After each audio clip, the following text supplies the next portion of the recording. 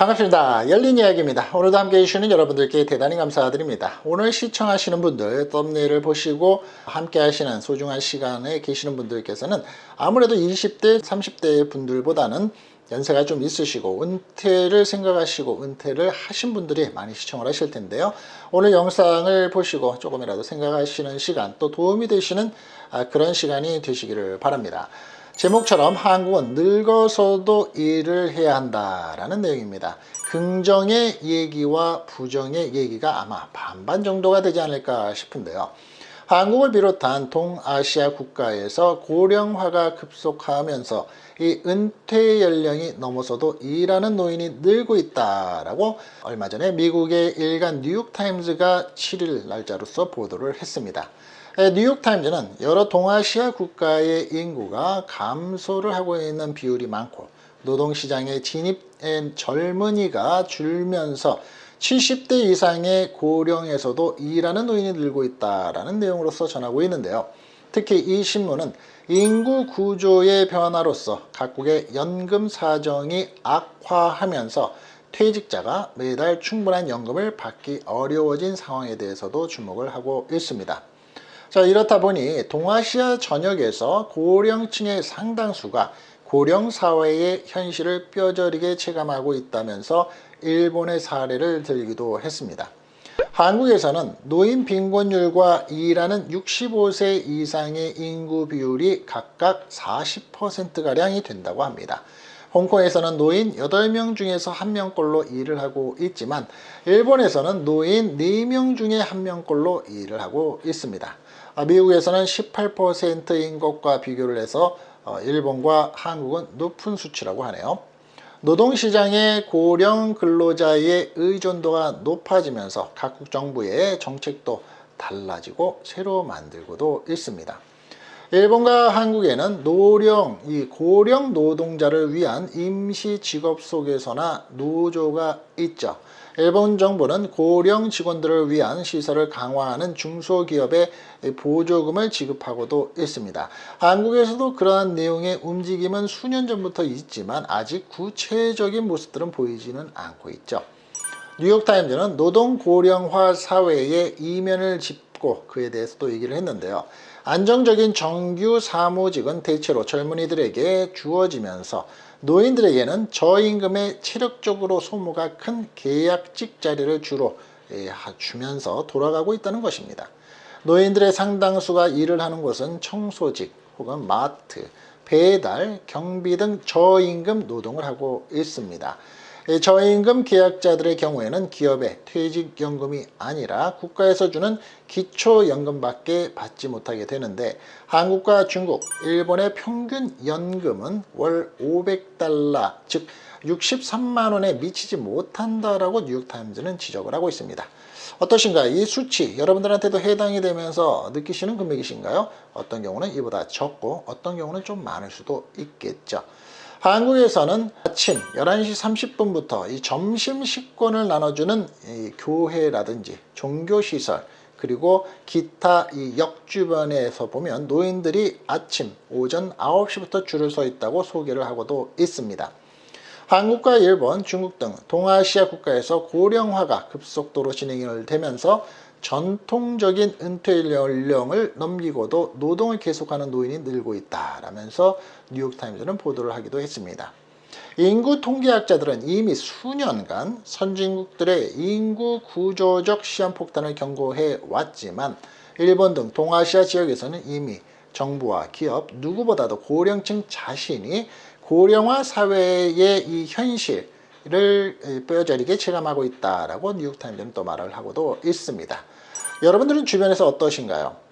우리 부모 혹은 내 형제, 자매가 은퇴 연령 이후에 편안하게 은퇴 생활을 하면서 여행 다니시면서 또 하시고 싶으셨던 취미 활동을 보내시면서 그렇게 지내시는 분들이 더 많으신가요? 아니면 아직도 경제 활동에 있어서 혹은 내 몸이 건강하다라는 이유로 혹은 내가 지난날 살아오면서 쌓아온 노하우와 또 내가 가지고 있는 경력이 썩혀지는 것을 아까워하면서 새로운 일자리를 구하신 분들이 더 많으신가요?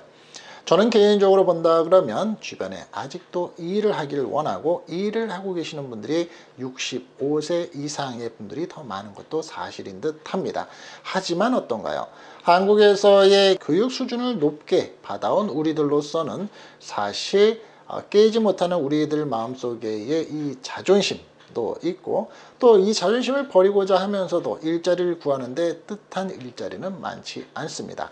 정부에서는 자구책으로서 각 지역마다 또 혹은 각 도시마다 자체적으로 또 이런 프로그램을 만들어서 은퇴자들 또 혹은 50세 이후에 60세까지 혹은 70세까지도 일자리를 구해주는 데 노력을 하고 있습니다만 부족함이 크죠.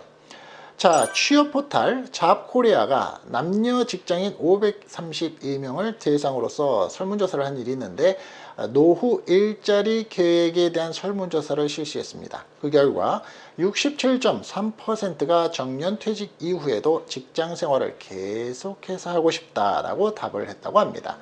또한 77.3%가 정년, 즉 은퇴하기 전에 노후까지 계속 일할 수 있는 직장으로 이직할 생각이 있다라고 답을 했다고 합니다. 고령 사회에 진입을 하면서 많은 직장인들이 퇴직 이전부터 은퇴 후의 일자리에 대해서 고민하고 있다는 것을 알 수 있는 결과입니다. 물론 저도 제 주변, 제 가까운 친구들인 경우에만 해도 은퇴를 한 친구들도 있고 혹은 은퇴를 계획을 하는 친구들도 많습니다. 그것은 자의반 타의반인데 거의 대부분은 타의반이죠. 하지만 직장 생활을 40년 가까이 해온 친구들인 경우에는 내가 스스로 나가기보다는 언젠가 권고퇴직 또 주변에서 대량 해고의 이런 어떤 움직임이 있을 때 나가겠다라고 생각하는 사람들도 있습니다. 왜냐하면 조금 더 베니핏이 있기 때문입니다. 그런데 여러분들은 어떠신가요?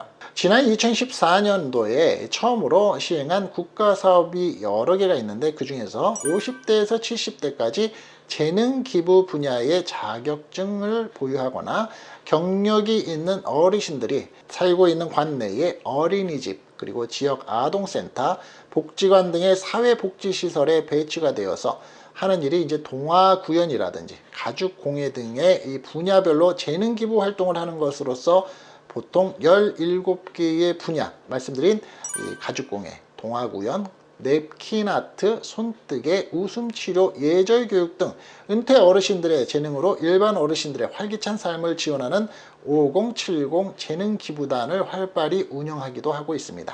또 혹은 관광지역에서의 관광해설자라든지 자연지역에서에 있어서 자연해설가, 즉 뭐 구체적으로 얘기한다면 꽃 종류 이름을 설명을 해준다거나 또 그 지역, 도시를 벗어난 시골에서의 역사적인 전통적인 그런 내용들을 소개하는 직종, 그런 업무들도 하는 프로그램을 운영하고 있죠. 말씀을 드렸던 5070의 재능기부단은 보통 50대에서 70대에 있는 연령층에서 다양한 분야의 재능을 지닌 은퇴자들을 모집한 후에 교육희망 어르신들과 연계를 해서 활기찬 노후 생활을 보내도록 지원하는 사업이기도 합니다. 주요 활동 분야는 음악, 댄스, 연극 등 문화예술 분야에서, 외국어는 동아구연과 미술, 음악, 심리, 치료 등 교육 상담 분야에서, 컴퓨터에서는 키오스크, 드론 등 IT 정보화 분야에서, 법률 쪽에서는 재무, 회계, 교육 등 기타 활동 등이 보통 이루어지고 있죠. 퇴직 후에 재취업에 성공을 해서 행복지수를 높이려면 어떻게 해야 될까요? 이것은 우리가 모두가 생각하고 어떻게 하면 될까라고 늘 의구심과 퀘스천을 갖고 있는 부분이죠.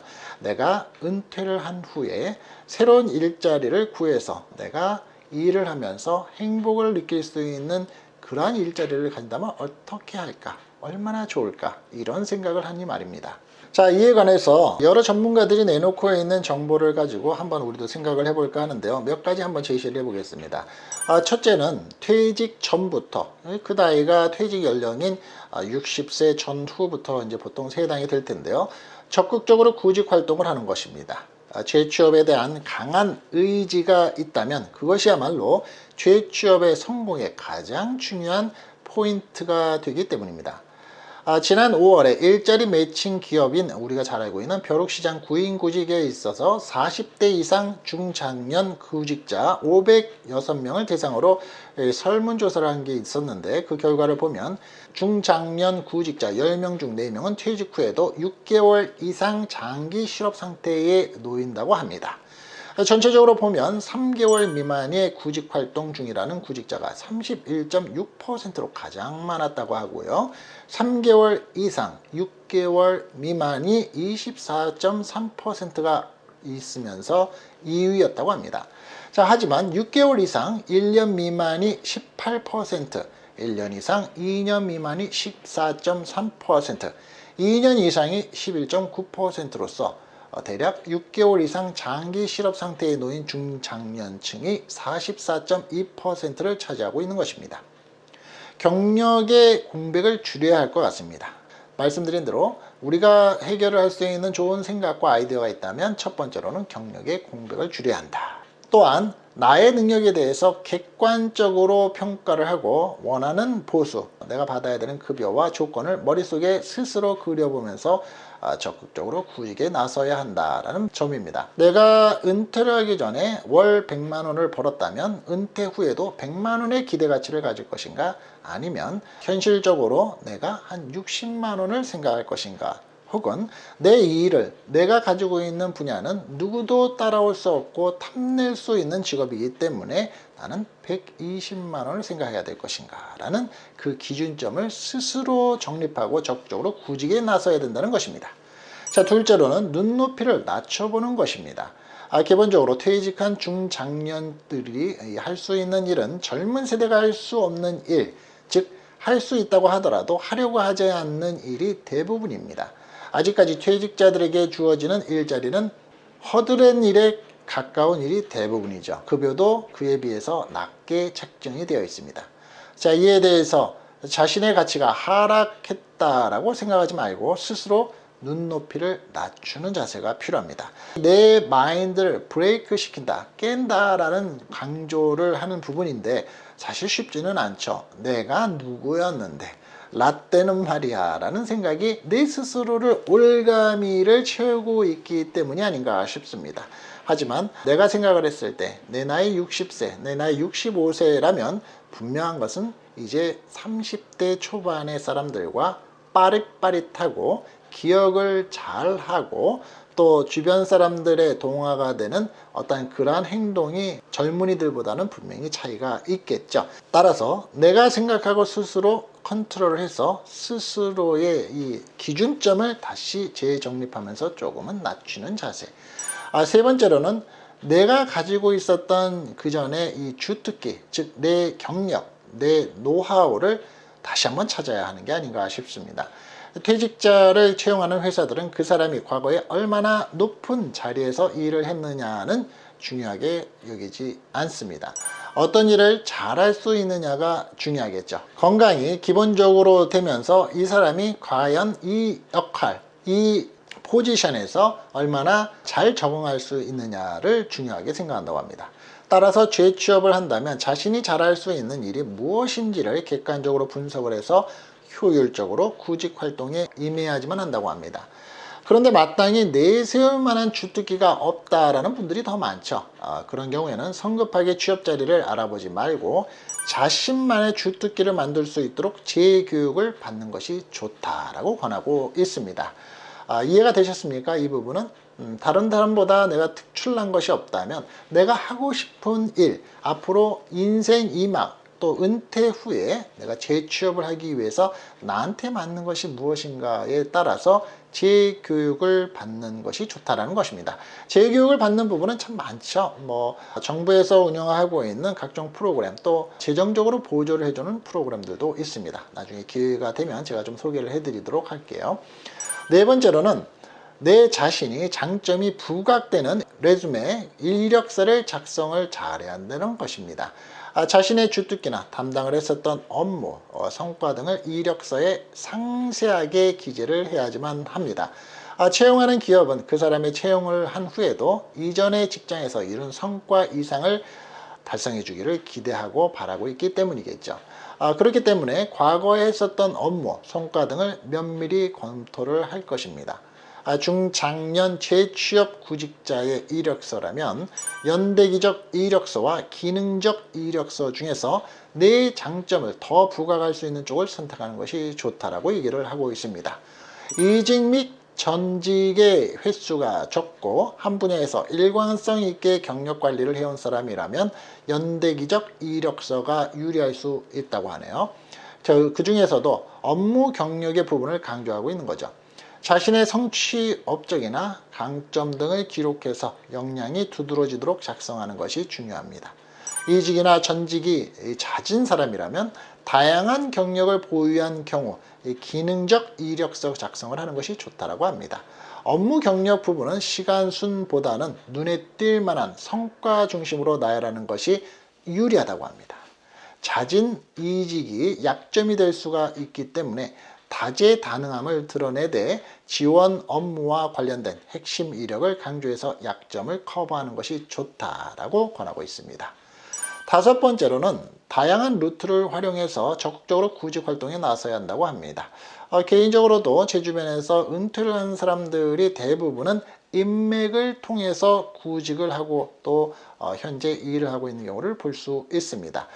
퇴직자들에게 재취업은 부담스럽기도 하고 시간과 노력이 소요가 되는 일이죠. 따라서 체계적인 계획과 전략을 가지고 적극적으로 노력하는 자세가 중요합니다. 다양한 교육기관에서 퇴직 예정자들을 위한 교육과정을 하고 있죠. 그리고 그에 대한 프로그램도 좋은 게 많습니다. 그런 도움을 받는 것도 좋은 방법이기 때문입니다. 재취업의 방법에 있어서는 지금 방금 말씀드렸던 것처럼 가장 좋은 방법이고 가장 만족을 할 수 있는 부분은 지인 찬스라고 합니다. 동종 취업의 경우는 50% 이상, 어떻게 보면 대략 50.8%가 지인을 통해서 구직 활동을 하고 있고 이종 취직은 36.7%만이 지인을 통했다고 합니다. 이종 취직의 경우는 자격증 취득이나 재취업의 교육기관 과정 이수 등이 중요한 것을 알 수 있다고 하는데요. 가장 저도 개인적으로 권해드리고 싶은 부분은 내가 몸을 담고 있었을 당시에 주변의 사람들, 회사 거래처도 좋고 나하고 같이 일을 했었던 업무에 같이 흡수가 됐었던 사람들을 통해서도 좋고요. 혹은 나의 가까운 지인들, 친인척, 또 형제, 자매, 친구 등을 통해서 제안을 받는 그러한 취직이 가장 재취업의 방법에 있어서는 1위인 지인 찬스라고 합니다. 어떠신가요? 오늘의 내용이 다소 여러분들에게 어렵게 느껴지셨나요? 아니면 좀 도움이 되셨나요? 은퇴 연령이 낮아지고 있는 나라들도 있습니다. 우리 대한민국인 경우에는 은퇴 연령을 보통 50대 초반부터 생각을 하죠. 하지만 100세 인생으로 봤을 때 50대 초반이라고 하면 이제 인생의 반을 넘어섰는데 나머지 반의 인생에 있어서 나의 일하는 부분, 나의 일하는 시간의 이 중요도도 상당히 신경을 써봐야 될 부분입니다. 자, 그렇다면 해외에서 보고 있는 것처럼 한국의 은퇴자들은 그래도 더 일을 해야지만 안 되고 늙어서도 일을 해야 된다라는 그 시각으로 본 이유는 무엇일까요? 한번 곰곰이 생각해 보시는 그러한 시간이 되시기를 바랍니다. 자, 오늘 제가 준비한 영상은 여기까지고요. 여러분들에게 다소 1초, 1분이라도 생각하시는 시간이 되셨기를 진심으로 바랍니다. 다음 시간에 더 좋은 영상의 내용으로서 찾아뵙겠습니다. 열린 이야기였습니다. 건강하십시오. 감사합니다.